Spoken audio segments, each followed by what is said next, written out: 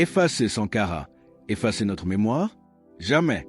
Aujourd'hui, plus que jamais, l'esprit du révolutionnaire burkinabé habite les consciences africaines. Le capitaine Ibrahim Traoré rappelle que la vraie liberté ne viendra pas d'une copie de la démocratie occidentale, mais de la création d'un modèle africain, enraciné dans nos valeurs et notre histoire. Ce discours est un appel à la jeunesse. Comprendre, parler, agir... Aujourd'hui, beaucoup de chefs d'État africains se cachent derrière une soi-disant démocratie. Aujourd'hui, fabriqués à l'africaine, essayant de copier peut-être leur maître impérialiste. Mais aujourd'hui, la démocratie montre ses limites. Fabriquée à l'Afrique développée, elle atteint son apogée. Aujourd'hui, elle est en déclin. Ça, il faut le reconnaître. Il faut que nous arrivions à fabriquer notre modèle. Et notre modèle, c'est africain. Et tel qu'ils le disent, si la signification du mot démocratie est telle qu'ils le disent, c'est que c'est né en Afrique. Alors, ici, nous avons notre manière de voir les choses. Il faut que nous redevenions africains et que nous acceptons de vivre africains. Comme disait le camarade président Thomas Sankara, c'est la seule manière de vivre libre et de vivre digne. Qui aujourd'hui plus que vous pour passer ce message au monde entier? Qui aujourd'hui plus que vous pour éveiller les consciences? Comme je l'ai dit, tout commence par là. Si la jeunesse ne connaît pas son histoire, la jeunesse ne comprend pas le monde d'aujourd'hui, ne comprend rien de la géopolitique, vous avez beau tourner ciel et terre, ils ne pourront jamais comprendre la démarche de la révolution. Il va de soi qu'à partir de maintenant, partout où nous sommes, que nous puissions faire passer le message de notre histoire, d'où nous venons. Qui aujourd'hui plus que vous pour passer ce message au monde entier? Qui aujourd'hui plus que vous pour éveiller les consciences? Comme je l'ai dit, tout commence aujourd'hui. Pourquoi le monde est ainsi fait? Pour que les gens puissent comprendre, emboîter le train de la révolution et qu'on puisse avancer vers un développement harmonieux, vers une union africaine réelle. Car cette union africaine qu'on le dit aujourd'hui de façade, on ne la sent pas. Il n'y a pas d'union. Le continent est déchiré par des guerres, tout cela par la manipulation des impérialistes. Ils ne veulent que nous voir déchirés, nous entretuer pendant qu'on pille nos richesses. Mais il faut que le message passe. Il ne faut jamais s'arrêter de parler. Certains diront que beaucoup d'entre vous peut-être parlent beaucoup. Moi, j'ai été longtemps accusé de ça, mais il faut toujours parler. J'ai rencontré une fois le président vénézuélien. Il me disait, le père de la révolution, chaque jour, il parlait à la radio. Et lui-même, qui était son fidèle, se demandait, mais pourquoi tous les jours il parle?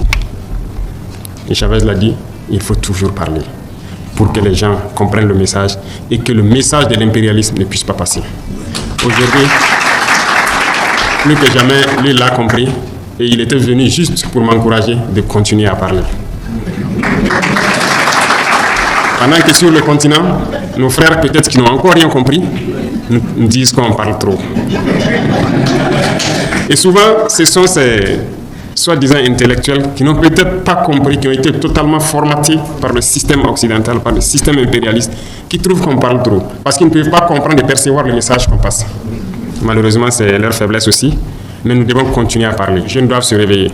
Tout de suite, avant de venir ici, je suis allé encourager une jeune dame qui a été combattue dans le temps, quand elle a essayé de transformer notre coton en produit coton hydrophile médical qui est utilisé et tout. Elle a été combattue, son usine avait été fermée, ses machines ont été toutes démontées et rangées. Quand nous sommes arrivés, nous avons essayé de la soutenir et l'usine a réouvert. Ce matin, je suis allé voir l'usine. Ce qui se passe, l'Afrique ne demande que ça, produire, transformer et consommer. Et nous allons continuer à encourager ces genres d'initiatives. Mais tout ça, c'est par le changement de mentalité. Et aussi, je dirais, en forçant la main à certains. Et c'est là la révolution. Parce que le changement de mentalité dans la bourgeoisie est difficile. Et c'est cette bourgeoisie qui oppresse et qui continue de conjuguer avec l'impérialisme parce qu'ils ont les moyens. Et aussi, ils communiquent. Ils passent par tous les canaux pour amener les jeunes Africains à stagner. Nos jeunes doivent se réveiller.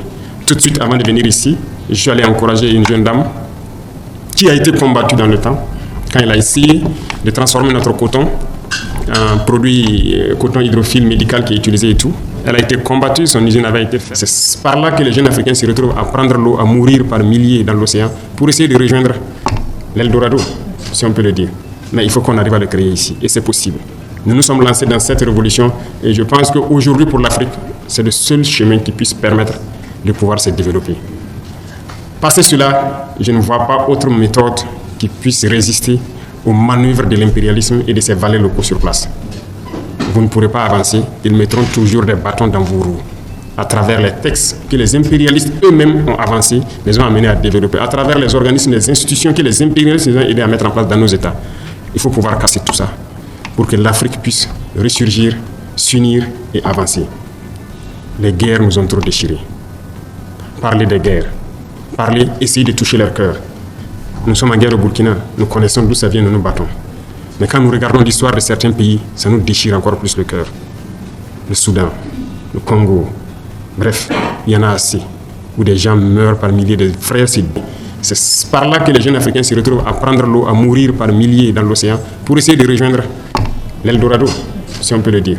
Mais il faut qu'on arrive à le créer ici, et c'est possible. Nous nous sommes lancés dans cette révolution, et je pense qu'aujourd'hui, pour l'Afrique, c'est le seul chemin qui puisse permettre, par longueur de journée. Ici, ce sont des individus manipulés par l'impérialisme qui sont assis de l'autre côté, qui les envoient un peu d'argent, des carburants, des armes, des munitions, et ils tuent leurs frères. Ils gambadent à travers les campagnes, tués, sans même savoir pourquoi ils le font. Mais tout ça, c'est parce que les cerveaux sont encore éteints. Il faut que vous puissiez rallumer les cerveaux de beaucoup d'Africains pour qu'on puisse se réveiller. Et c'est sérieux. Et c'est à travers la communication que vous faites. Vous le faites déjà très bien. Et moi, je vous encourage à pouvoir continuer ces rencontres. Nous avons créé l'Institut des peuples noirs. Nous sommes en train donc d'opérationnaliser et j'espère que tout un chacun participera en présentiel ou en visioconférence à continuer à éduquer notre jeunesse pour qu'elle prenne ses responsabilités, pour qu'elle comprenne le monde et que l'Afrique puisse se réveiller enfin et qu'on puisse s'unir et vivre dignement et librement. Et comme je l'ai dit encore, un révolutionnaire, il aime tous les peuples. Ce sont les politiques qui font souvent qu'on peut confondre les peuples. Mais les politiques ne doivent pas diviser les peuples. Vous le faites déjà très bien et moi je vous encourage à pouvoir continuer ces rencontres. Nous avons créé l'Institut des peuples noirs. Nous sommes en train de...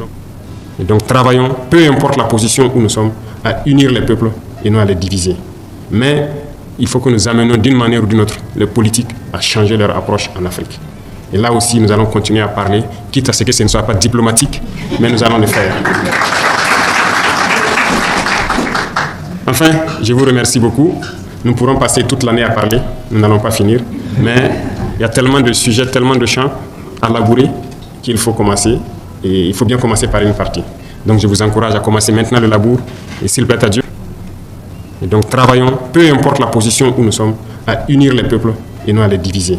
Mais il faut que nous amenions d'une manière, je suis persuadé que nous allons réussir à changer les choses en Afrique et que l'Union africaine soit une réalité. Bon courage à tous. Je prie Dieu que vous retournez tous sains et saufs dans vos pays respectifs, dans vos foyers respectifs. Que Dieu vous bénisse, qu'il vous protège et que nous nous retrouvions encore pour la prochaine cérémonie et à d'autres occasions pour continuer à réveiller le continent, à nous unir et à nous rapprocher. Merci beaucoup à tous, que Dieu vous protège, la patrie ou la mort.